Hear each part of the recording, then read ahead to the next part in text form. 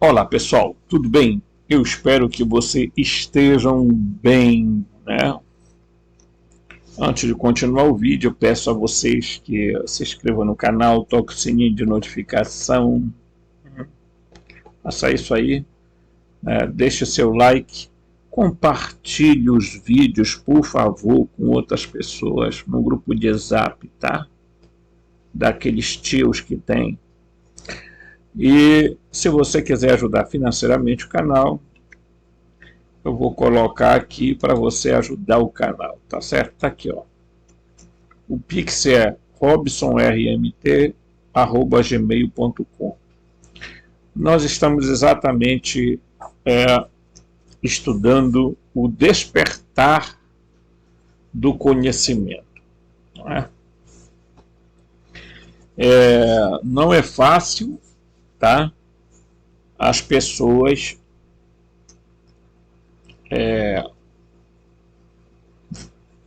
se colocar à disposição para fazer o trabalho que a gente faz nesse canal. Esse canal ele nasceu com objetivo e eu me propus a isso. Esse canal tem uma missão que eu não vou dizer que é missão divina, eu estou dizendo que é uma missão cósmica.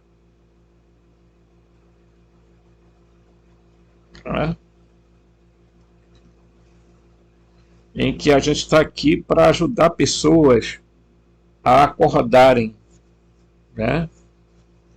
A começar a encontrar o caminho da senda da expansão da consciência e da percepção espiritual. Você me entende?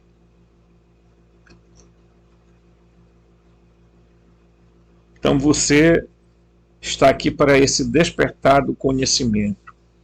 E nós vamos para a parte 2, certo? O despertar do conhecimento. Ok? Muito bem. Dito isso, eu peço a você muito, muito mesmo, ajude a gente. Como é que você ajuda a gente? Divulgue o canal, fale com outras pessoas. Eu tenho recebido muitos elogios, e alguns vêm aí e fazem elogio, mas tem coisas assim do tipo: será que esses seres aí me ajudariam a enricar, a ficar rico? Não, querido, aqui não é canal para pacto para riqueza, porque senão eu seria milionário. Você quer ficar rico? Se torne pastor, jogador de futebol ou então político. Receita que eu lhe dou. Tá? Essa história de pacto com seres para ficar rico, isso é história para boi dormir. Me mostra um que fez pacto com seres e enricou, e aí eu vou atrás do camarada e vou pedir essa receita, tá certo? Beleza? Mas esse canal aqui não é canal para ensinar ninguém a ser bruxo, ninguém a ser médium, ninguém a desenvolver técnica, não sei de que, bibibi, bobó, aquela coisa, tá, fantasiosa que existe por aí, tá? Que agora todo mundo tem um negócio, né, que a espiritualidade me falou. Quem é a espiritualidade? Você sabe? Ah, mas ele só transmite amor e luz e bondade. Oh, porque não sei o que. Nossa. Sabe, eu não sei como muita gente cai nessas armadilhas. Mas também, esperar o que do ser humano extremamente carente, né?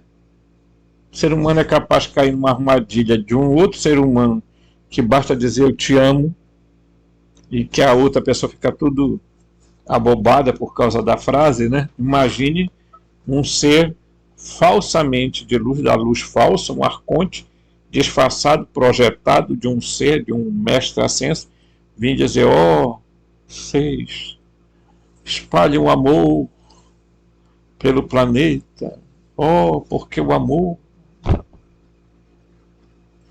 Tem gente que está esperando mensagem do alto para espalhar amor.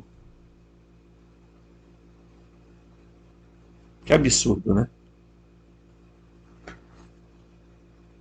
Mas vamos lá. Vamos lá. Vamos tocar o barco aqui do canal, né? Quem ficar é porque deseja realmente quer aprender. Quem não quer, paciência, né? Então nós vamos pegar agora nesse processo de conhecimento o tema do nada ao algo. Nossa, aí pegou forte, Robson. Do nada ao algo.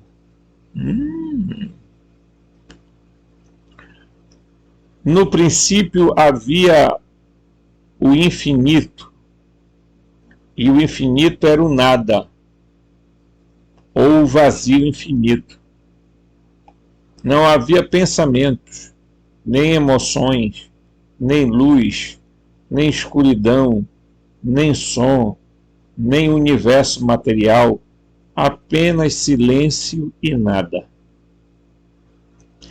Então esse silêncio tornou-se consciente.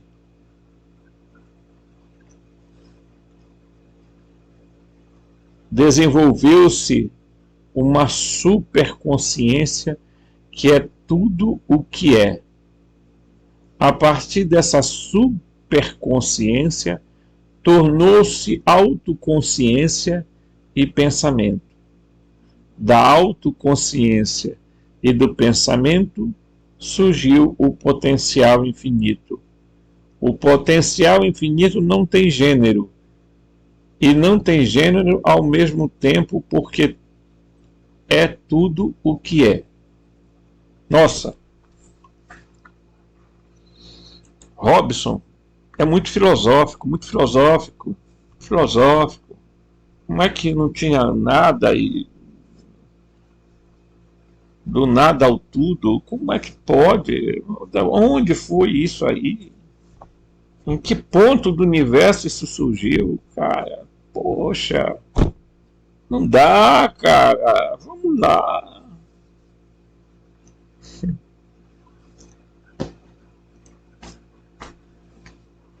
Às vezes eu fico imaginando o seguinte, né?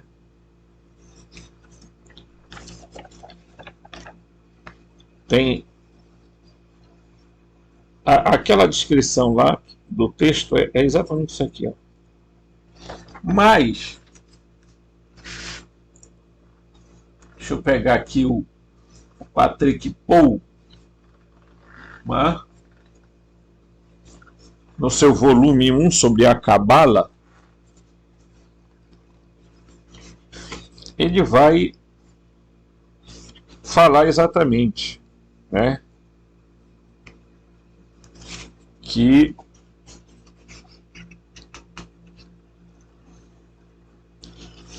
ele vai falar assim, ó,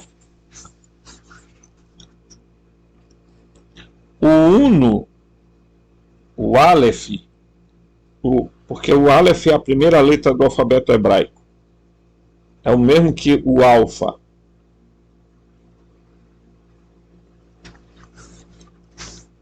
A unidade, portanto, está implícita na criação, mas difícil conceber o Uno. De fato, qualquer atividade consciente pressupõe a dualidade. A compreensão do Uno emerge necessariamente do paradoxo, né? A união e o ir além do contrário.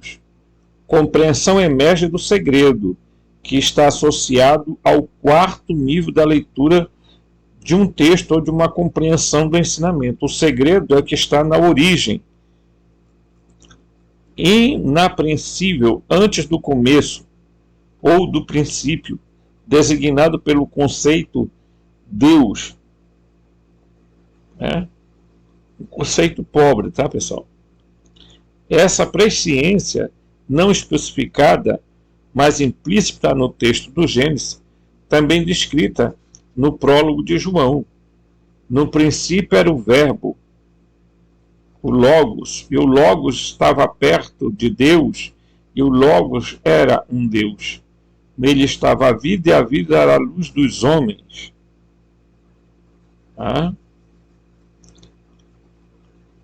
O elo entre o alfa e o ômega, o começo e o fim, sendo a mesma coisa.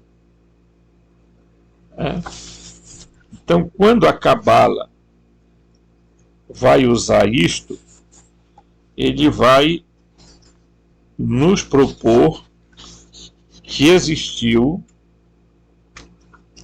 tá, um ser, vou procurar bem aqui, se eu não conseguir encontrar, mas a gente vai mostrar o outro lugar, tá? Aqui no 87, tá? Então, o primeiro, ele diz, há um uno, há um aleph inicial. Originalmente, nossa percepção necessariamente dual é incapaz de aprender o todo universal, além da unidade, que concebe como o movimento do vazio, do nada, que em hebraico é Ain, ou Em. Tá? Ain, palavra escrita com letras hebraicas, Aleph, Iod e Nun. Por sua raiz, Aleph e Iod, sugere uma vontade de manifestação. Esta raiz evoca o prefixo In, que significa não. Ver desenvolvimento da toda a teologia negativa via negationes, da união, do não uno no Parmênides de Platão. Tá? Por meio do Ain, Deus não pode, tá? Deus não pode associado a nada que existia. Estando além de tudo, ele é o não ser, por excelência, indescritível, incognoscível, incriado, atemporal e imortal. Tá? Então, para os cabalistas, a primeira manifestação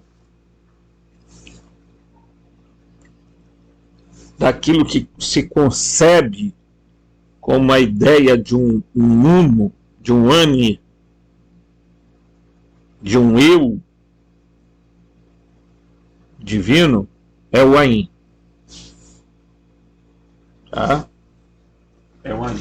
Então, eu vou pegar bem aqui. Tá? Você vai compreender isso quando você olha bem aqui. É muito pequeno para você olhar, mas bem aqui está aqui, ó. Tá? O Ain, tá? Que é a luz, certo? O Ain Sof, que é o infinito, e o Ain Sof Aur, tá? Que está aqui, Aur, tá?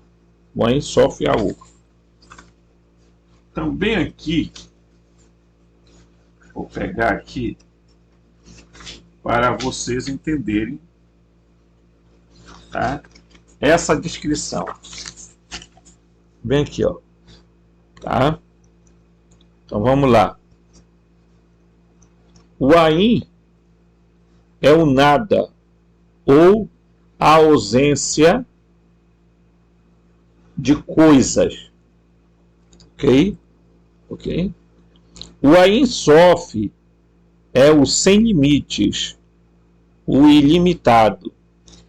E o Ain Sof Aur é a luz ilimitada.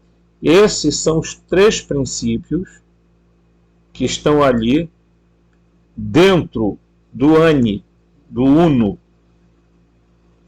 Ok? Certo? Então ele diz, o primeiro, o Ain, é tido como nada ou ausência de coisas. Ain que não faz e nem pode significar existência negativa, já que aqui presume-se a existência de algo ainda que negativamente. O segundo é sem limites, ilimitado, é Ensof, espaço infinito. Esta é a dualidade primordial simbólica do infinito, pois a dualidade funcional aparece somente depois de Keter, a coroa, infinitamente pequeno e infinitamente grande. O terceiro, o choque destes dois produz uma ideia positiva finita que passa a ser luz. Então aí surge o Ain Sof Aur. Ok? Então, quando nós falamos aqui de fonte, e quando os gnósticos, aí você vai entender outra coisa aqui. Então, eu não vou nem antecipar, vou logo para cá, que é aqui, ó. Neste campo da energia universal, vou pegar essa parte aqui, tá? Que olha aqui, certo? Bem aqui no centro, você está vendo que tem o amarelo, o azul e o rosa, né? Então vamos lá. Neste campo de energia universal, tá? O zero, surge algo, um movimento rodopiante em constante movimento de expansão e contração. O símbolo é o ovo fertilizado, o círculo como um ponto Y, grande causa primeira. O 1, o germe primordial. Valentim, que era um gnóstico, acreditava que havia um aeon perfeito, chamado Propator, por meio do qual tudo se cria e evolui. O primordial chamado Aeon, ou Aion, é uma divindade potencialmente bissexual. Quer dizer, ele é andrógeno. Ok? É isso aqui que você também pode comparar com o Ain Sof e o Ain Sof Aur. Tá? Quando você pega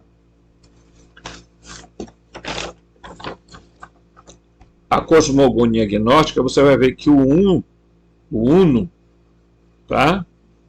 Ele produz um movimento e, ao produzir esse movimento, ele gera o espírito, ou o nous, tá? Certo? Que é o Propator, o espírito infinito.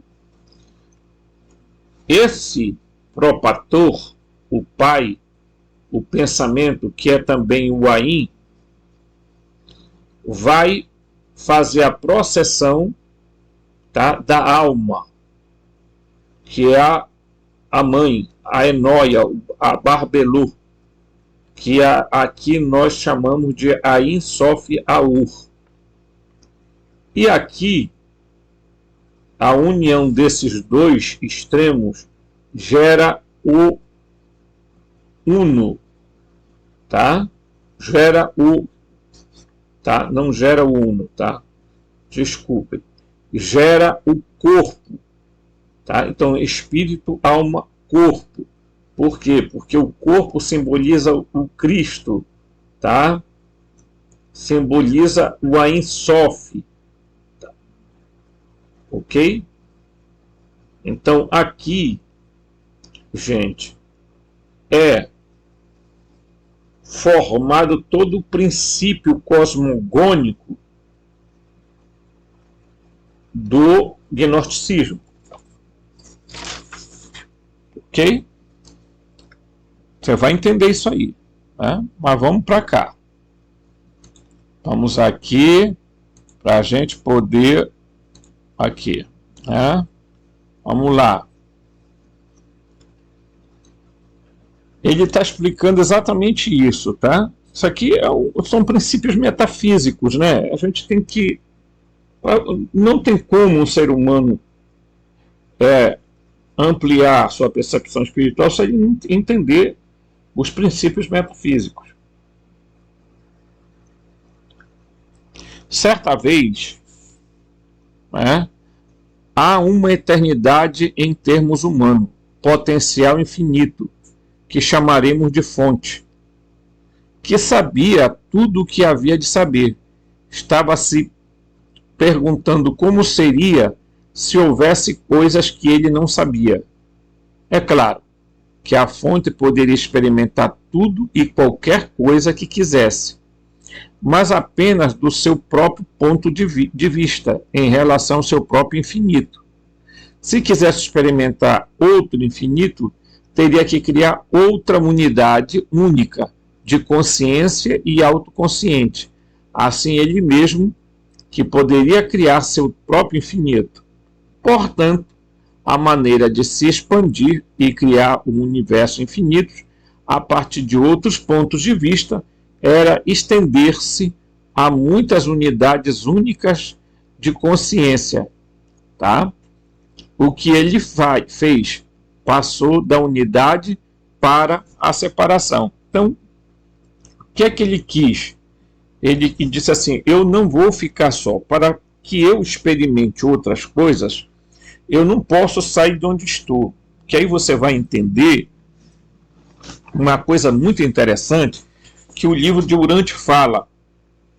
O livro de Urantia expressa que lá no universo central de Avona, onde está o Pai Eterno, tá? O Pai Universal, o Filho Eterno e o Espírito Infinito, esses três, eles não podem sair de Avona porque eles são o centro da gravidade de tudo que existe. Se eles saírem de lá, eles desmontam toda a realidade que nós conhecemos hoje, ou entendemos, ou percebemos, supostamente. E isso está certo? Tá. Por quê? Porque esses seres aqui, eles não podem sair daqui, do núcleo do pleroma. Por quê? Porque eles desestabilizariam toda a realidade. Então, o que é que acontece? Eles vão projetar ou emanar outros seres, tá? E esses seres emanavam outro, e esses seres emanavam outro, mas todos esses seres tinham estavam ligados à consciência, porque esse propator, o Pai, o Aeon perfeito, ele é a consciência dele, assim como esse aqui, ela aqui, a consciência dele aqui, esse aqui é a consciência desse aqui. Tá? Então, observe que há um movimento para que ele experimente uma outra realidade, ele precisa criar uma outra autoconsciência. Vamos lá. Você vai entender isso aqui, nesse momento aqui, tá? Você vai entender esse movimento bem aqui, ó. Certo? Hipólito, tratando das heresias gnósticas, escreve que para eles, os gnósticos, o princípio de todas as coisas é a mônada, tá? Ingenerável, imperecível, incompreensível, criativo e a causa de todas as coisas que são geradas. Essa mônada é chamada de Pai. Sempre que o Eterno, sempre que o Eterno, o ser sem nome, desperta do sono, deseja se manifestar. Ele se divide em masculino e feminino, pai e mãe universal. Tá? Então você vai observar bem aqui que é exatamente o que o escritor está dizendo lá, é isso aqui, ó. Tá vendo? Então, ele resolve fazer essa manifestação. Na teogonia valentiniana, As primeiras sígias, tá?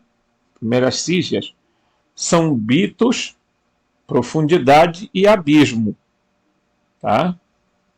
Profundidade, abismo, princípio masculino, e enóia, pensamento, princípio feminino. Então surge o bitos e a enóia, o pai e a mãe, tá? É o primeiro casal, é a díade, tá?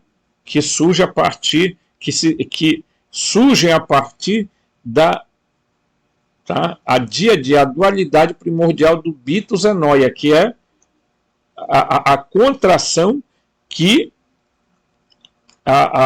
ali o uno, a fonte, vai fazer, tá? Porque para fazer a experiência, tá? Ele precisava fazer esse movimento. Então vamos lá. Tá. Então ele passou da unidade para a separação. Então surge, né? Então a Soulze criou um jogo para brincar consigo mesma, criou um uno, um multiverso a partir do seu próprio ponto de vista infinito, e depois povoou com inúmeros, quase infinito, de unidades de consciência, partes separadas de si mesmo. Né? Falando figurativamente, se imaginarmos que a fonte é uma bola infinita de argila, ela pegou uma parte de si mesma e criou um modelo ou uma paisagem que se tornou o que a vida física, tá, chama de uno ou uno. Então estendeu-se na consciência até a quantidade infinita de terminações nervosas, que eram partes em miniatura de si mesmo. Ele deu a essas unidades de consciência estendida personalidades, traços únicos, para que cada um deles pudesse criar seus próprios universos dentro do uno, da primeira fonte, tá? E trazer de volta cada pensamento, cada movimento e cada experiência de volta à fonte. Então, ainda que seja filosoficamente uma coisa assim meio que causa um certo impacto de entendimento, primeiro o seguinte, nós aqui não estamos discutindo Deus, tá? Porque você, com muita facilidade, a partir de um entendimento psicológico, você pega o falso Deus da Bíblia e você destranha ele todinho. Tá? Mas nesse caso que nós estamos falando, não estamos falando do Deus da Bíblia. Que os próprios cabalistas judeus sabem que esse Javé, Jeová, Brahma e Aldabaote é o falso Deus. Eles sabem disso. Só que eles estão escravizados por esse ser.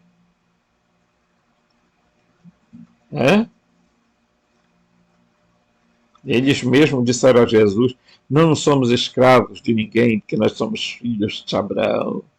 Né? Aí é engraçado porque eles falaram essa mesma expressão para o João Batista. João disse: olha, Deus pode fazer destas pedras filhos de Abraão. E o João Batista era um profeta de Jeová, um profeta do Demiurgo, não era um profeta da fonte. Por quê? Porque ele estava falando do Deus Jeová, ele não estava falando da fonte. Quem falou da fonte foi Jesus. Porque Jesus disse: ninguém conhece o Pai a não ser aquele que veio, que desceu do Pai.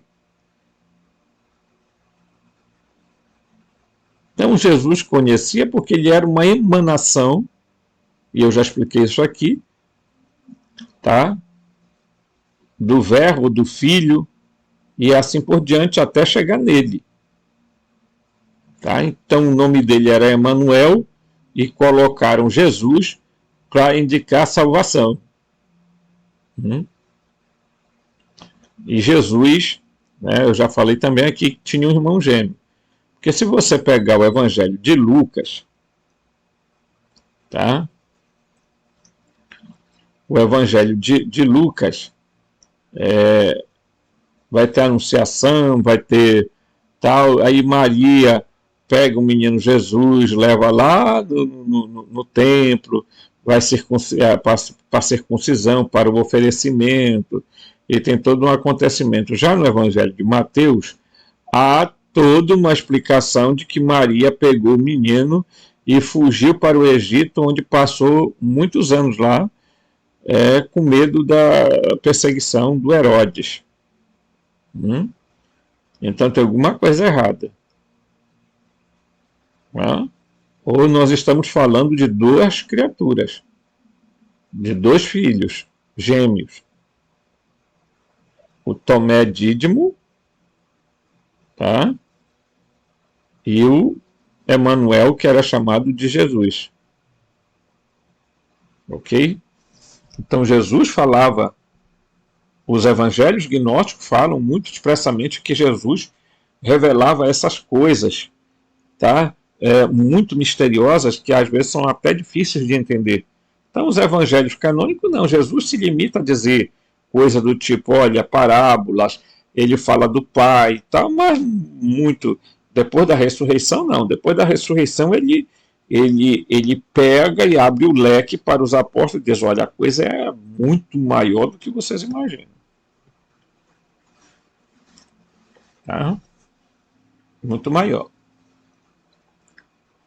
Então vamos lá. Vamos continuar a leitura aqui. Né? Aqui, isso aqui é muito metafísico, né, gente? A gente tem que ir. O Uno tornou-se, né, o playground, ou campo de barro, segundo a nossa analogia, com seus 7 níveis de manifestação, sendo potencial infinito, e tudo o que é, para começar, o Criador primordial, ao usar a energia para criar diferentes densidades e dimensões, poderia agora, ao completar os lons, níveis de manifestações, colocar os jogadores no palco. A maneira como ele fez isso foi deixar partes de si mesmo entrarem no Uno e começar a semear e criar formas de vida inteligentes e densidades mais baixas do que a forma mais pura da fonte. O propósito e a ideia era fazer com que partes separadas de si mesma explorassem o Uno, trouxessem de volta as experiências imprevisíveis para si mesma, né? Para que a fonte pudesse aprender mais sobre si mesma. Esse jogo continua desde então e provavelmente continuará por toda a eternidade. Então, preste bem atenção no seguinte. É muito interessante, gente, a gente entender determinadas coisas. Por quê? Porque, olha, eu vou pegar aqui o livro de Urântia, tá? Deixa eu ver aqui onde ele está, para me pegar ele aqui, né? Mas eu vou pegar o livro de Urântia para trazer aqui, está aqui, vou pegar aqui, tá? Olha, o livro de Urântia, tá? Então, quando você pega o livro de Urântia, é interessante, tá? Porque bem na introdução do livro, se você não tem, compre. É caro, mas para quem quer, tá? Ele vai colocar algumas questões, tá?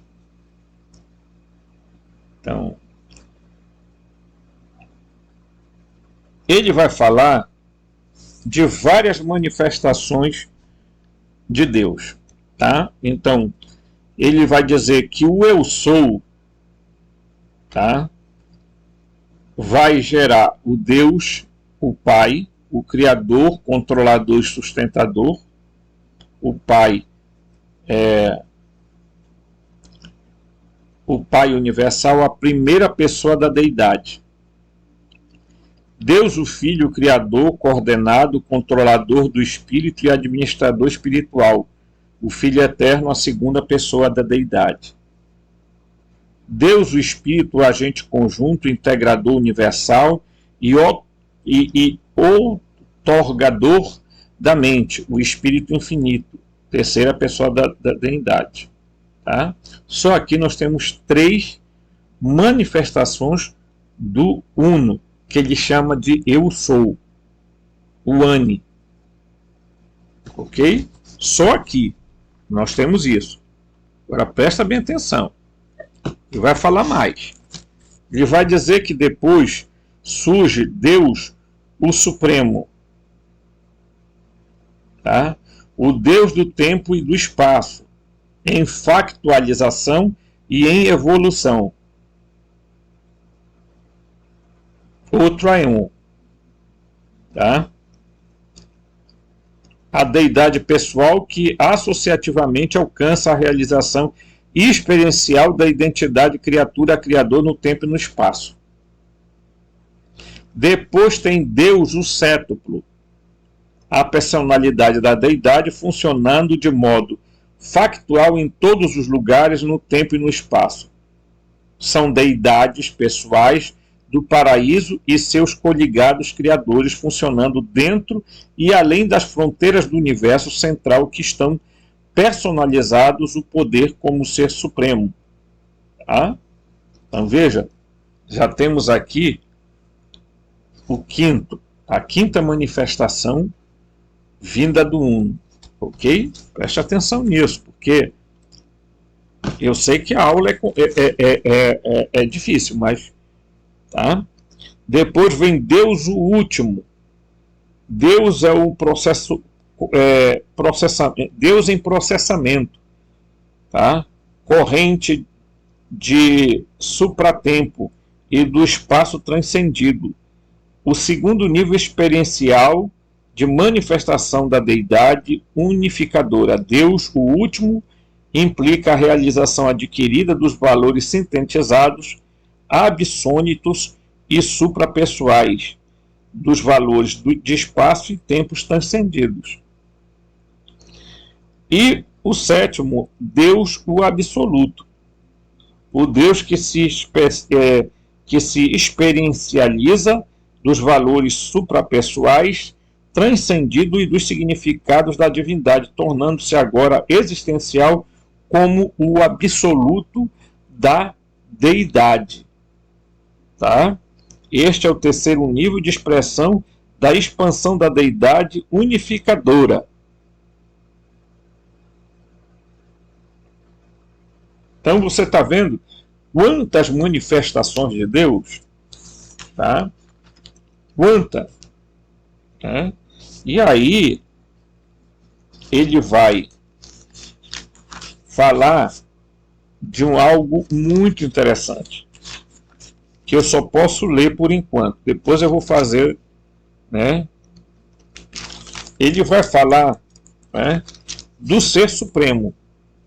Tá? O que é o Ser Supremo? É uma outra deidade, uma outra divindade que surge a partir do eu sou, do eu, do Ani.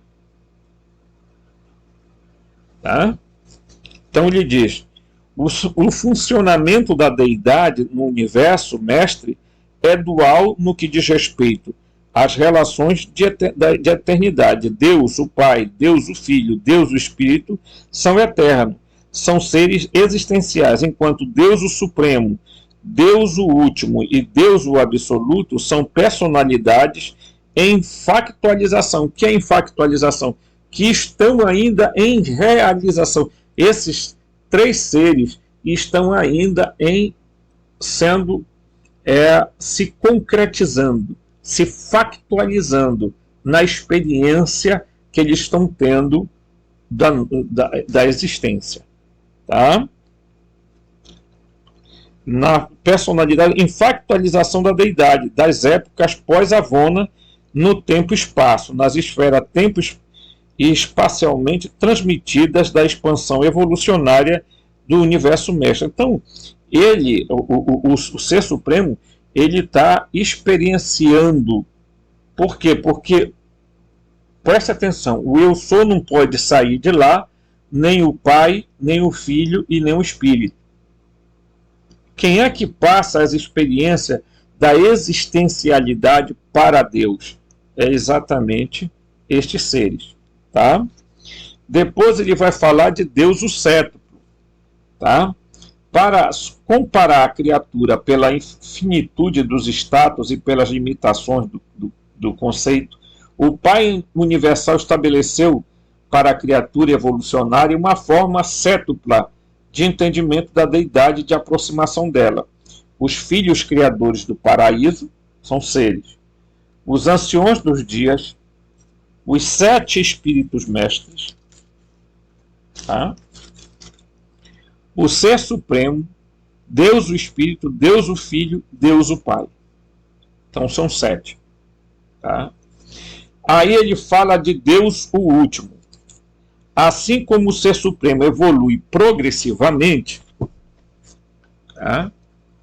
Progressivamente, eu estou aí, tá? Eu recuo e venho aqui para frente, gente, porque eu tenho que, tá? Movimentar.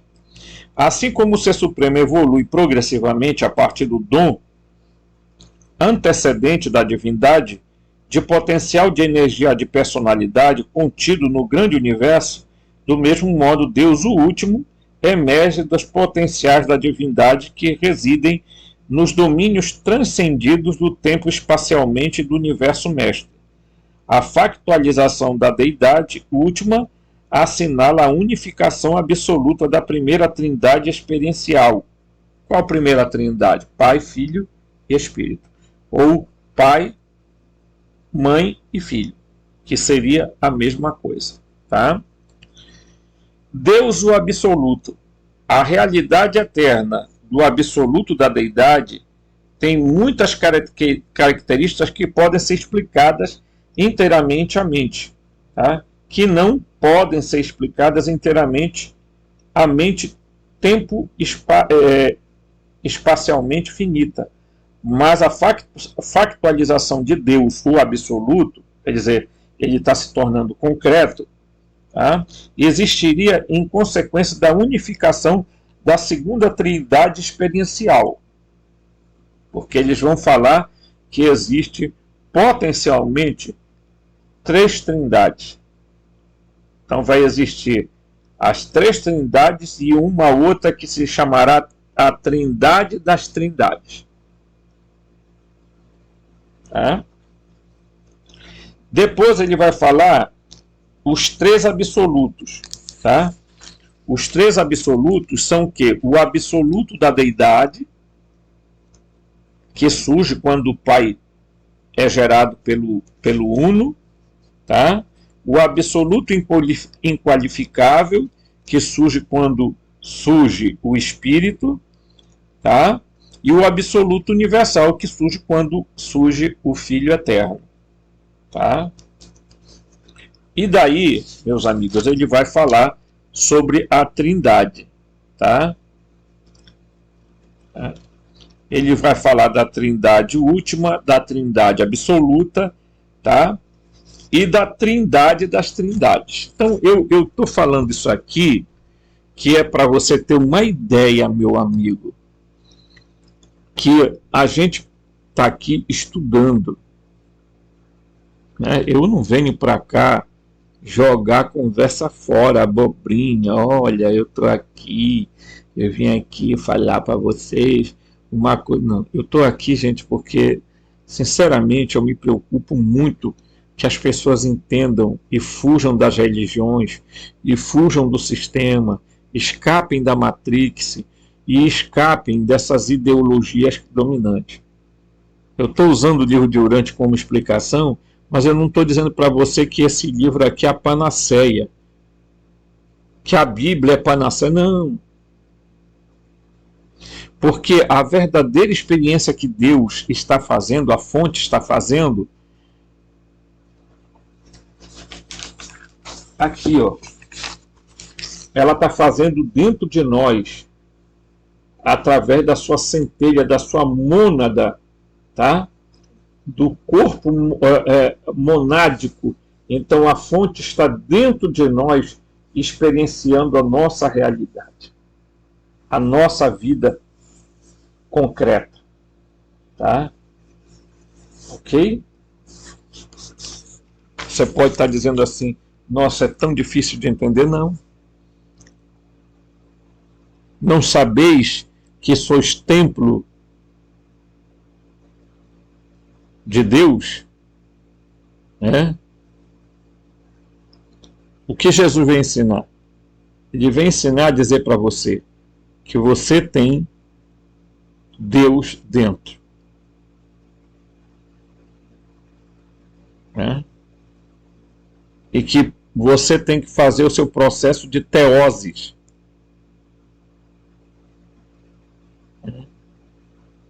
Você tem que descobrir que Deus está em você, a fonte está em você.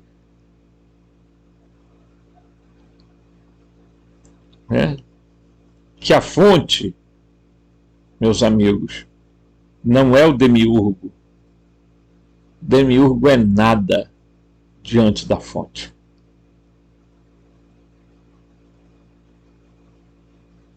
Ele foi um ser acidental, cuja arrogância e a prepotência o fizeram cair e gerar a matéria. E todo o desequilíbrio que a matéria tem hoje é resultado da mente do demiurgo, do Javé, Jeová, Alá, Hashem, Adonai.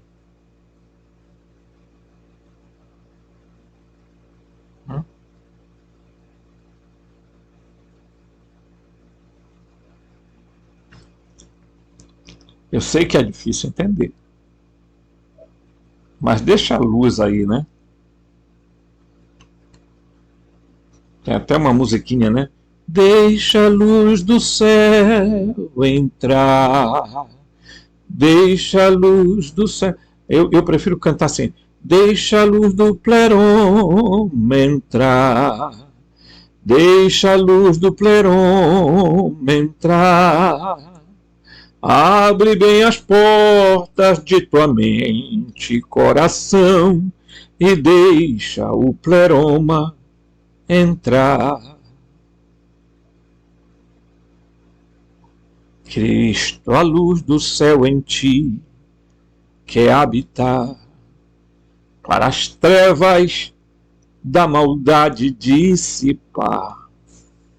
Teu caminho e coração iluminar e deixa o pleroma entrar.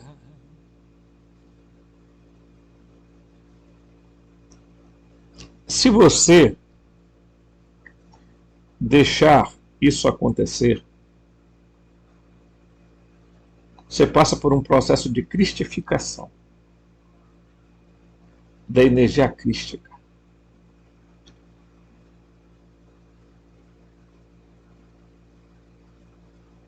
Da energia aeônica e pleromática do Cristo na sua vida. Tá?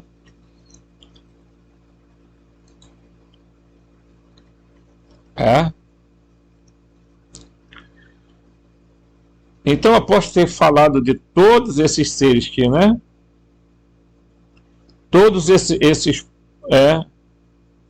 esses seres devem, olha só, todos esses seres que eu citei do livro de Urântia, eles devem retornar, à medida que eles experimentam realidade, eles transmitem essa experiência para onde?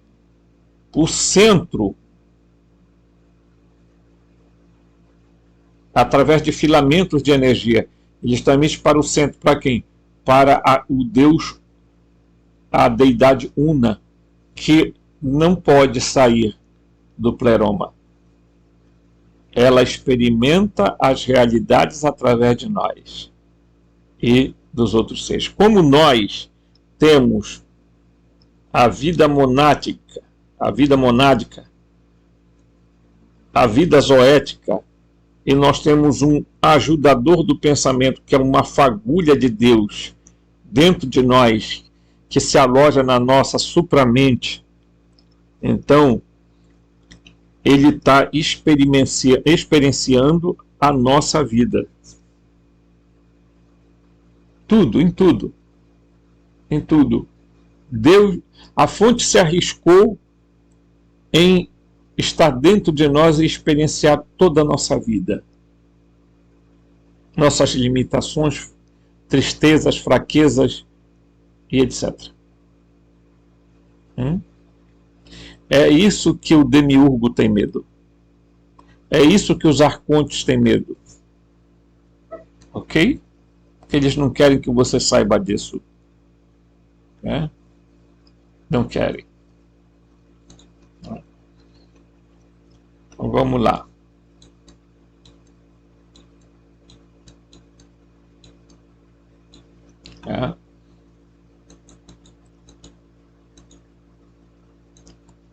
Muitos perguntaram ao longo do tempo se o espaço-tempo é infinito, com um número infinito de galáxias ou não. O universo é ambos, é um potencial infinito, e somos nós que vivemos nele, que o criamos. É também universos seriais e paralelos, criando realidades prováveis, com nossos pensamentos, emoções e ações, a cada segunda da nossa existência. Isso significa que o universo é potencialmente infinito, mas em constante expansão. Se eu fosse capaz de medir exatamente o tamanho do universo, neste exato segundo, seria falso no segundo seguinte, ou mesmo o próximo nanosegundo, porque já teria expandido muito além dos cálculos. Em tese, o que está se dizendo para nós? Que você e eu temos a potencialidade de expandir o universo. Agora, há um detalhe.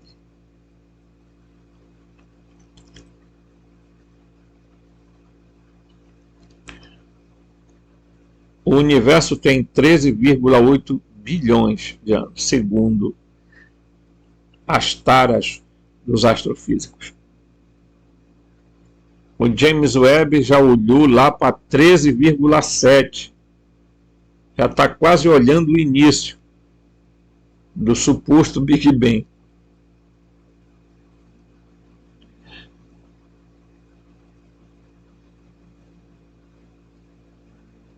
Pergunto eu, será que o James Webb está revelando realmente a verdade?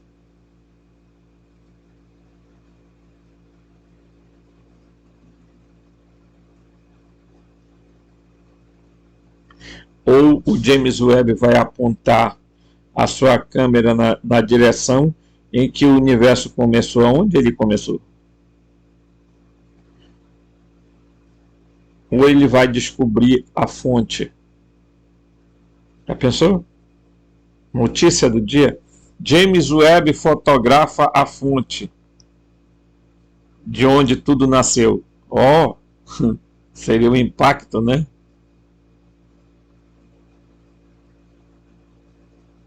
Não acontecerá.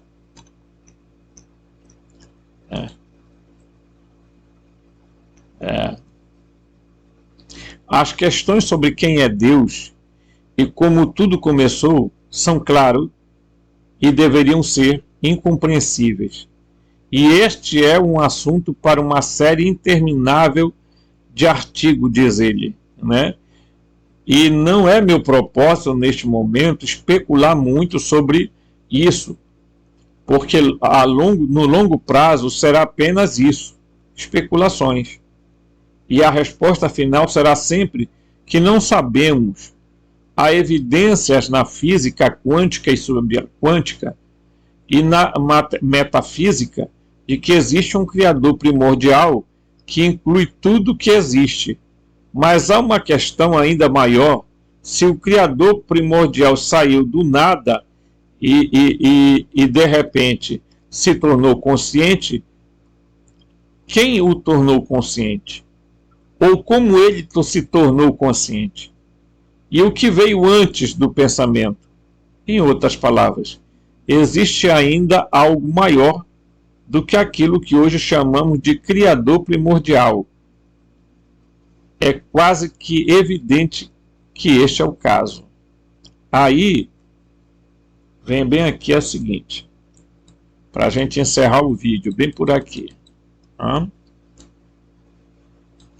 Uma hierarquia de deuses criadores. Acabei de citar um monte aí dos livros, do livro de Urantia, né?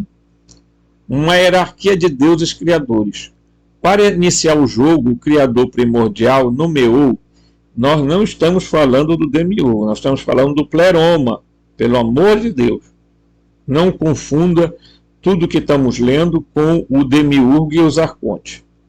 Tá?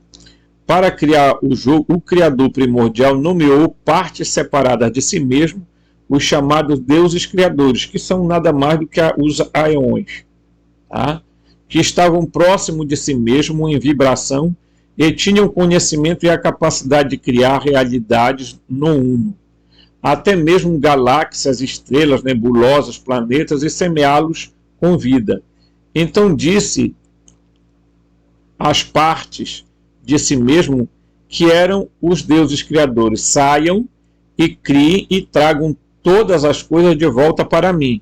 Saiam e se doem livremente para que tudo que vocês criam neste universo possa compreender sua essência, a minha identidade. Alguns dizem que os deuses criadores originais eram 7 em número, e eu li aqui, né, para vocês o que é que o livro de Urantia fala de 7 realmente, tá? É o núcleo do Criador primordial vagando no lomos superiores do Uno. Esses 7 deuses criadores, depois de perceberem que tudo correu conforme o plano, então criaram hierarquia de deuses criadores menores. É aí que vem o problema. Que saíram e semearam planetas, espaço-tempo em formas de vida, densidades mais baixas. É aqui que entra a história da Sofia. Tá? Além disso, esses deuses menores criaram sua própria hierarquia e assim por diante. Eles foram se multiplicando. Tá? No entanto, porque para começar tudo é um. Não há realmente nada que seja maior ou menor do que qualquer outra coisa. Mas em termos dos deuses criadores, foram-lhes atribuídas apenas tarefas mais ou menos complicadas, porque esta era a forma que parecia funcionar melhor e a maneira mais rápida de semear a vida no multiverso da fonte. Esses deuses maiores não existiram no tempo como percebemos aqui na Terra. Então, 1 milhão de anos ou 1 bilhão de anos não é nada para essas entidades. Os 7 deuses criadores originais, né, são conhecidos sob nomes diferentes aqui na Terra, mas usarei o termo de fundadores. Então, os deuses menores, logo abaixo deles, na hierarquia, são a família da luz, ou da falsa luz, as tribos da luz, né? Certo? Que vão, né, que vão criar, que serão, né, chamados né, de fundadores da nossa realidade. Agora, pessoal, aqui há uma questão.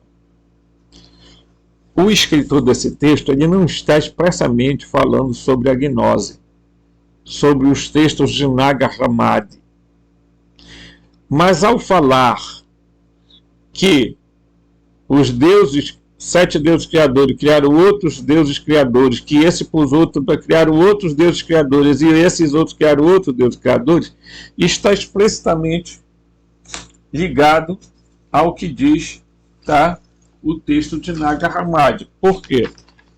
Porque eles foram se multiplicando, chegando ao ponto que surge a Sofia. E a Sofia, chamada Sabedoria Arcamote, também vai desejar criar, mas vai querer criar sem o consentimento do espírito. E aí o que acontece? Ela gera um ser desequilibrado chamado Yaldabaoth, que nada mais é do que o Javé, o Jeová, o Gadu, tá? Nada mais é que o Enlil das tabuletas da Suméria, tá?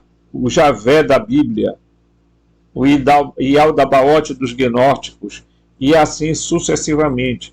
Esse ser aqui é em grau, mas muito inferior, tá? Por isso que Valentim vai dizer que ele é um demiurgo ignorante, porque ele mesmo quis se intitular Deus. Ele disse assim: eu sou Deus e não há outro além de mim, porque ele achava que ele era o único ser, né?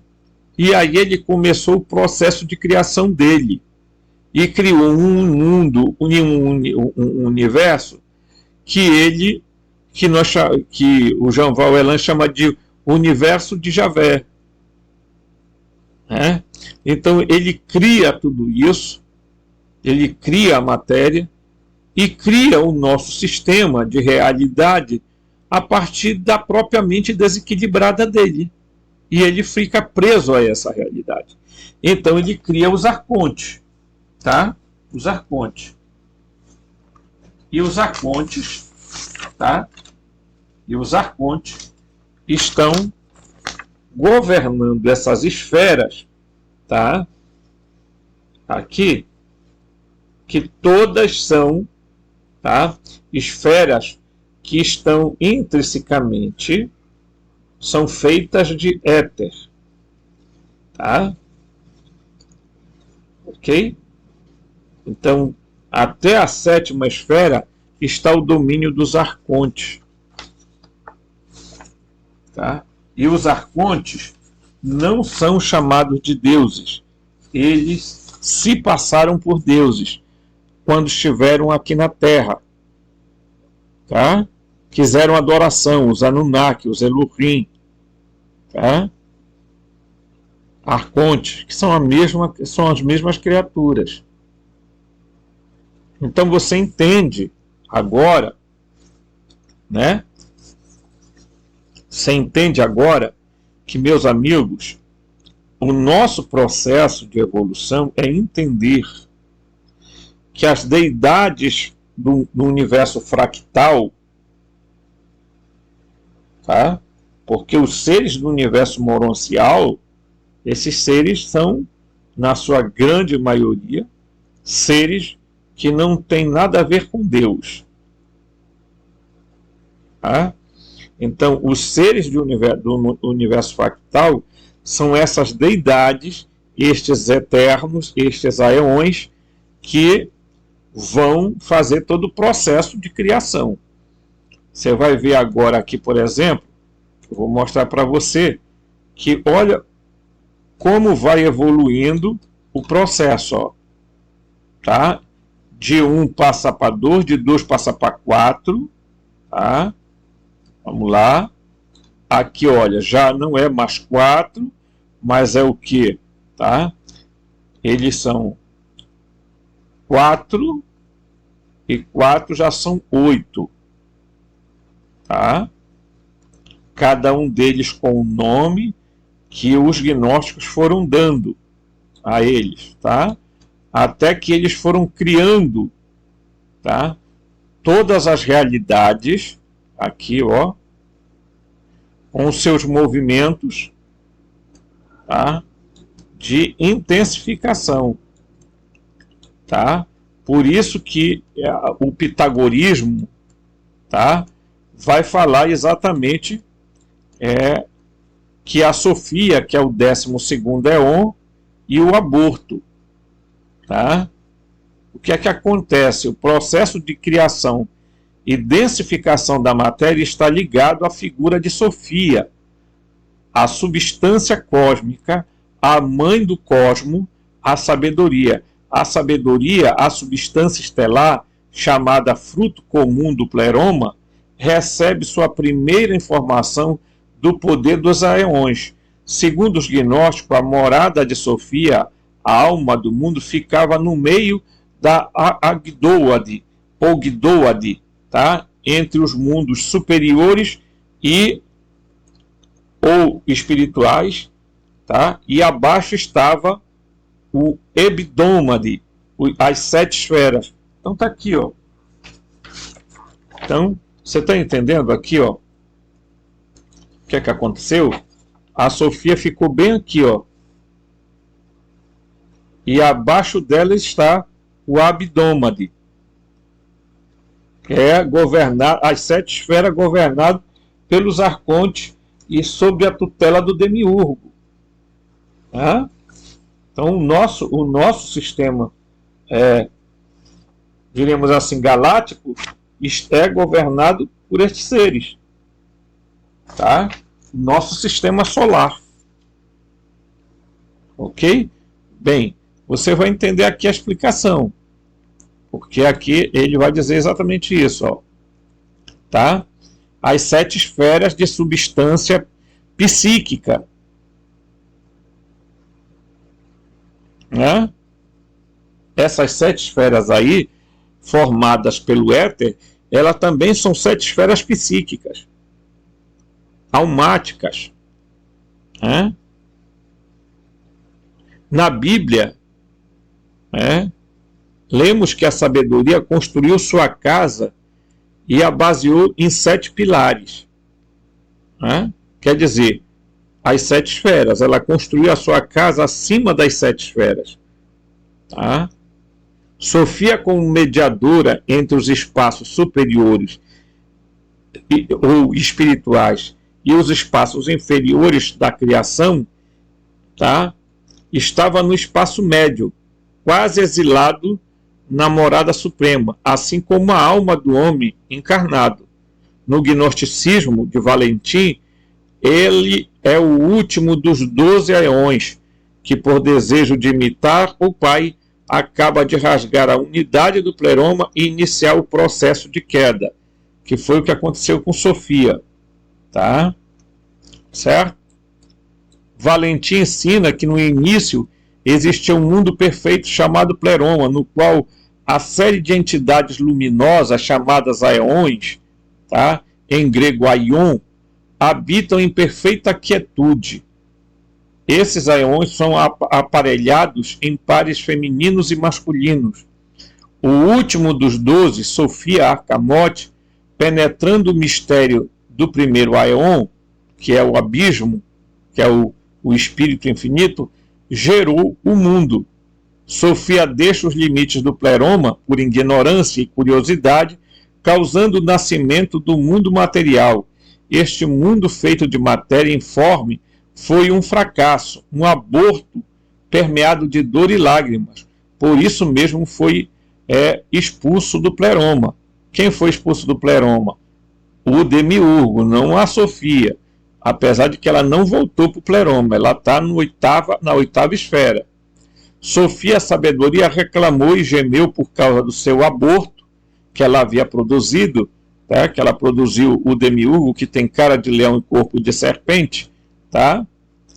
Sofia rompe a unidade do pleroma e inicia o processo de queda, emanando uma essência informe.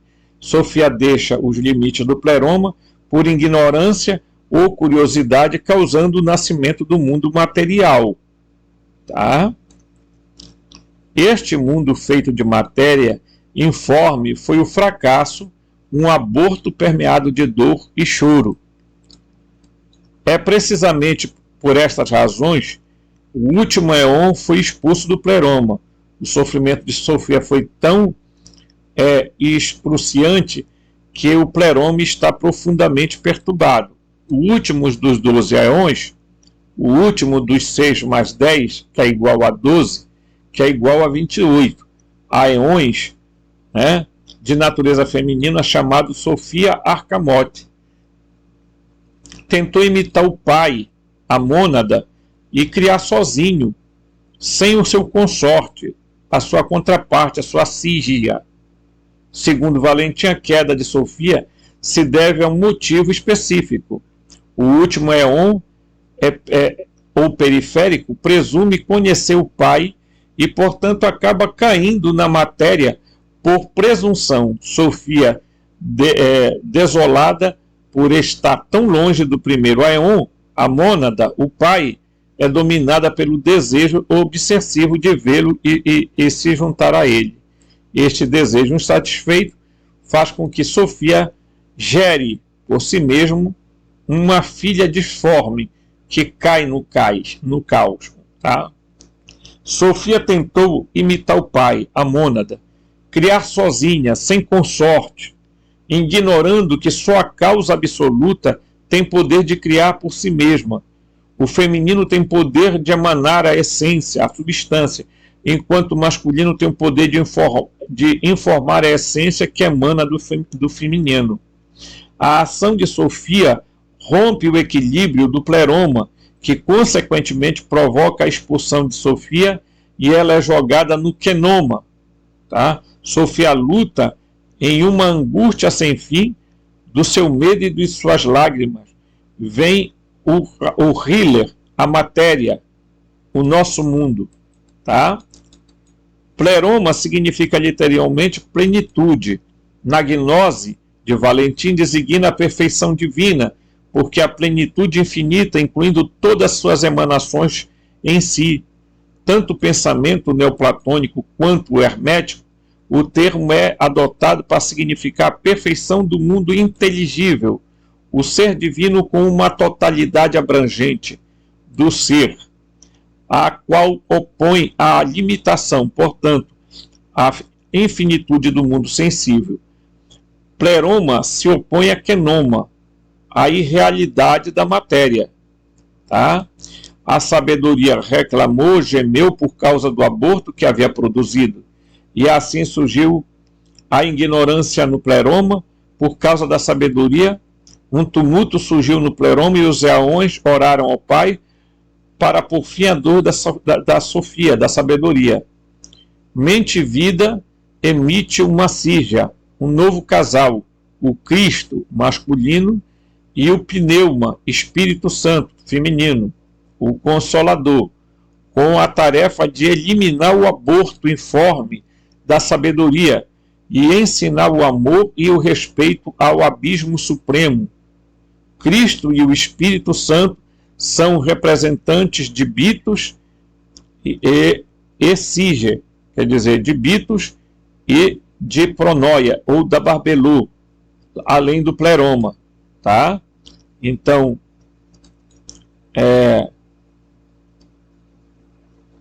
esses dois seres, o Cristo e o Espírito, eles surgem para resolver um problema criado pela Sofia.